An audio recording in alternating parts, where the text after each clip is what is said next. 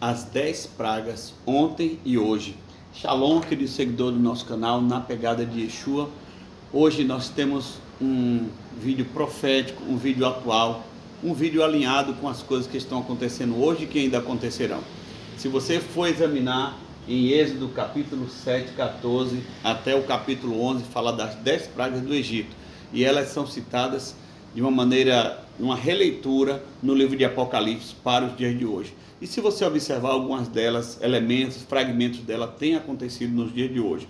Por isso esse vídeo é profético, esse vídeo tem um alinhamento. Por isso eu proponho a você que você compartilhe esse vídeo, deixe seu like, deixe seu comentário, edifique outros irmãos e encaminhe seus irmãos em Cristo a discernirem esse momento de hoje. Eu gosto muito do profeta Isaías quando ele diz: guarda, a que hora estamos da noite? Então Isaías está perguntando ao guarda de Israel, a Jesus Cristo, o guarda que não dorme nem tosqueneja, como diz o Salmo, a que hora estamos da noite? Que momento é esse? E esta tabela que nós criamos aqui, esse painel, vai fazer você ter uma visão panorâmica e depois uma visão específica das 10 pragas do Egito, uma visão profética, panorâmica específica, ok? Então vamos lá. As 10 pragas ontem e hoje. Nós fizemos uma tabela aqui onde você tem a praga, o alvo que a praga atingiu, o propósito de Deus com aquela praga e a consequência, certo? Então vai ficar bem fácil para você entender. A primeira praga, a praga número 1, foi o rio Nilo ser transformado em sangue.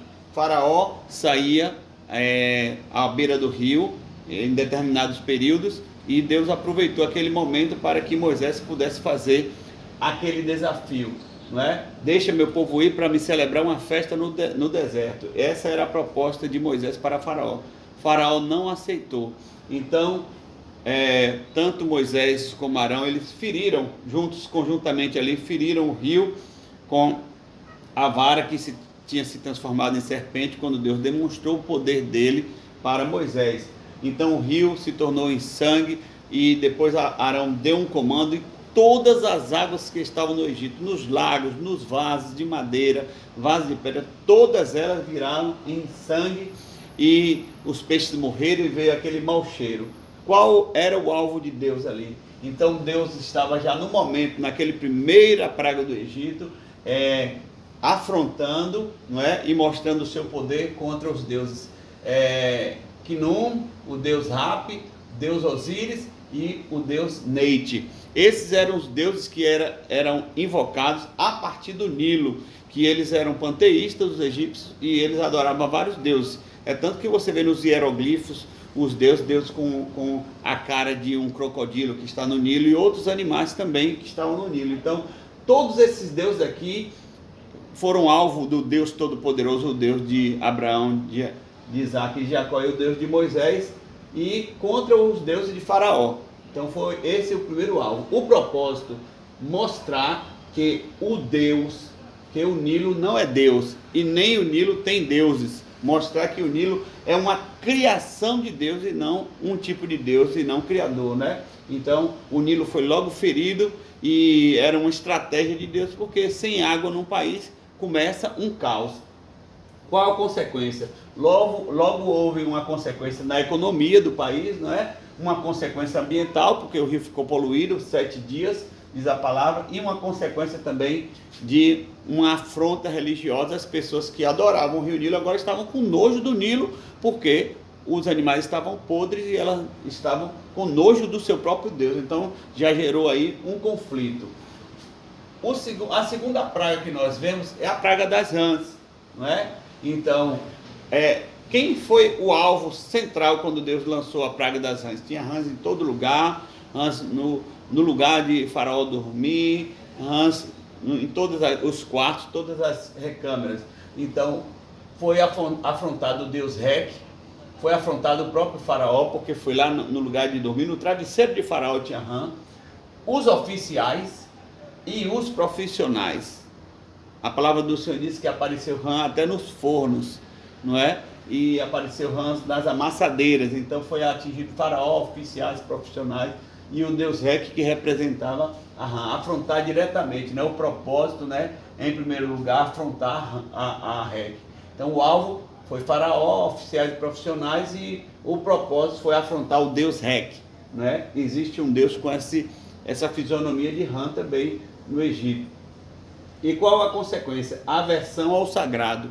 Então eles adoravam esse Deus Rec com fisionomia de rã, e agora eles estavam com ódio, com aversão e nojo do sagrado, porque a rã estava em toda parte, principalmente na cama e nos lugares de descanso deles, né? A terceira praga, a praga dos piolhos. Qual foi o alvo? A terra e os magos. Por quê? Deus mandou Moisés tocar no pó da terra, e o pó da terra virou o piolho, não é? E os magos também, foi a primeira vez na relação aqui das pragas do Egito, foi a primeira vez que os magos reconheceram a soberania de Deus. Os magos não puderam fazer esse feito notório. Em todos os dois anteriores, os magos estavam imitando, transformando e trazendo rãs e ferindo o rio também, as outras águas, né? Pequenos lugares de água, né? Mas aqui, transformar o pó da terra em piolho, eles não conseguiram. Então, o alvo foi a terra, porque foi da terra que vieram os piolhos, e os magos logo reconheceram e disseram assim: isso tem o dedo de Deus. Avisaram para Faraó. Qual o propósito? A soberania de Deus. Deus está dizendo: eu sou soberano sobre essa terra, Faraó. Não é você nem os magos que são soberanos. E a consequência? A prova que os sacerdotes não tinham todo o poder. Todo o poder quem tem é El Shaddai, o Deus Todo-Poderoso. Então os sacerdotes estavam tentando administrar as outras pragas, imitando, mas chegou a hora que eles não puderam se comparar, não é, e igualar o poder do Deus Todo-Poderoso. Glória a Deus e aleluia. A quarta praga foi a praga das moscas. E o alvo? Qual era o alvo? Vamos ver aqui.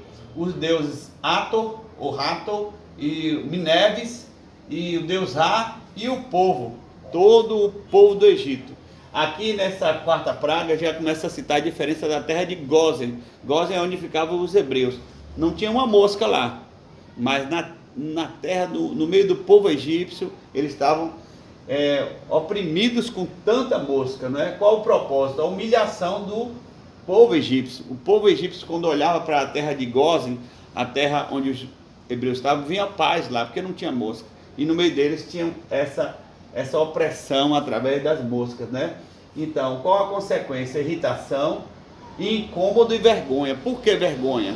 A palavra do Senhor fala de um demônio chamado Belzebu, príncipe das moscas, né? Mas também esse demônio é o demônio que traz vergonha, traz opróbrio, traz afronta. Também pode ser chamado de príncipe das fezes. Então havia um constrangimento, uma vergonha, uma opressão por causa das moscas, enquanto lá no povo hebreu em Gósen estava tranquilo. A quinta praga, vamos ver o que diz a quinta praga aqui. Os animais, né? Os animais foram feridos, né? Então, qual era o alvo? Afrontar os deuses Ptah, Apis e os animais domésticos também. Todos os animais domésticos foram afetados: camelo, cavalo, gado miúdo, gado graúdo, porque tinham deuses com a fisionomia desses animais, não é? Então, Deus atingiu os animais como alvo, afrontando ali aqueles deuses, né? O deus Ptah e Apis, e o propósito: atingir diretamente nas propriedades pessoais. Muitas famílias que tinham gado e eles estavam confiantes na sua prosperidade por causa do gado, então as propriedades pessoais foram prejudicadas e a prosperidade caiu por terra ali, não é, de cada um. E as consequências: muito animal morto, então doenças e morte de animais, e o empobrecimento do Egito. Ali a questão econômica foi atingida de uma maneira muito lastimável. E a sexta praga, úlceras. Úlceras são feridas. O propósito de Deus foi, através de Moisés e Arão, o alvo foi atingir os magos e os adoradores. Por quê?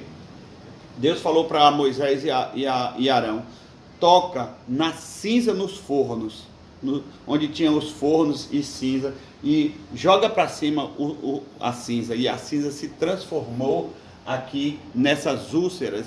E os magos não podiam estar na presença de Moisés de dor. Então era uma afronta contra a adoração falsa. E os adoradores que adoravam também aos deuses, ao panteão egípcio, também não puderam se sustentar. E qual foi o propósito? Vamos ver aqui. Afrontar os deuses de cura. Qual era o deus de cura daquela época? Você conhece Sekhmet, mas você já ouviu falar mais ainda de Imhotep, né? Do filme A Múmia com Tom Cruise, né? E também com Brenda Fraser, né? Que também fez o filme A Múmia. Imhotep, né?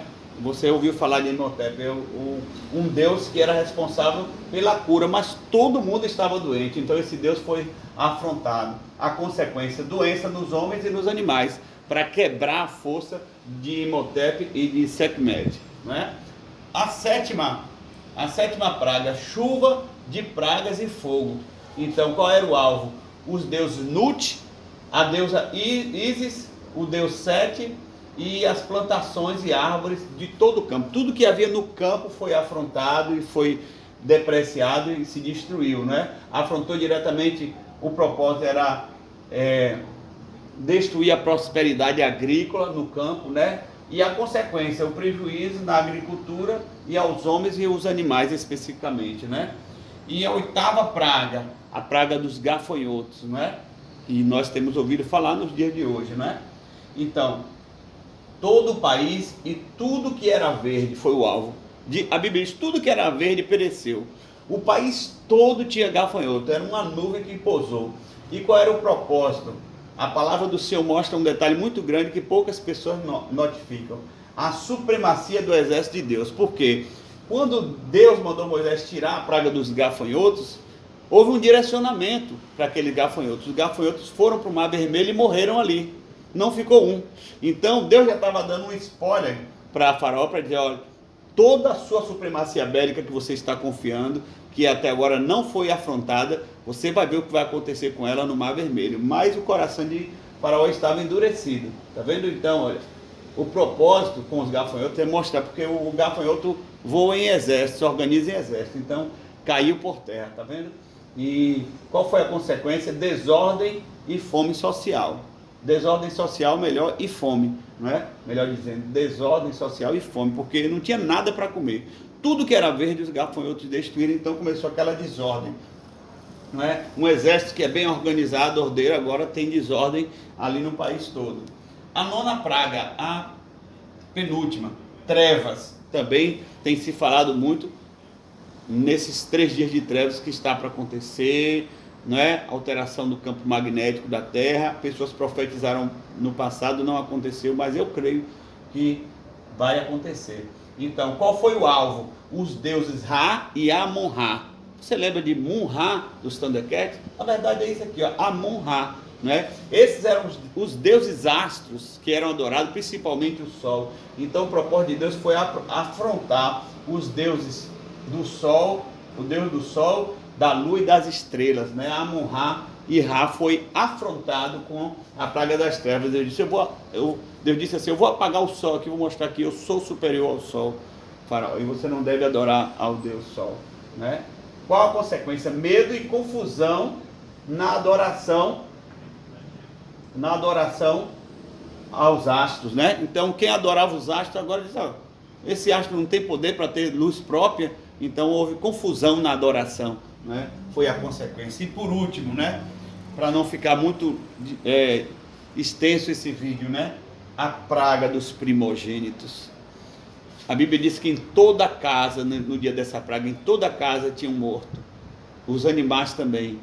No Egito morreu desde o primogênito de Faraó até o mais reles escravo, perdeu seus filhos, os primogênitos morreram. Então, qual foi o alvo, não é, de Deus? Especificamente Faraó. O Faraó estava com o coração endurecido e ele tinha naquele filho a promessa que aquele menino ia ser um Deus rei, não é? Então o propósito de Deus foi quebrar essa crença do Deus rei, não é? Que o filho de Faraó ia ser um Deus rei. Quando aquele menino morreu, morreu um Deus que Faraó estava investindo e preparado para fazer todo o Egito adorá-lo. Então foi um impacto na vida de Faraó, e foi quando ele deixou o povo de Israel ir e trazer também suas riquezas, suas crianças, mulheres e gado e tudo. E qual a consequência? A mortandade e a humilhação final, para que Faraó pudesse deixar o povo de Deus ir. Agora fica com você olhar com temor e tremor os dias de hoje e fazer essa leitura profética que as trombetas estão aí, né? Shalom, Deus te abençoe.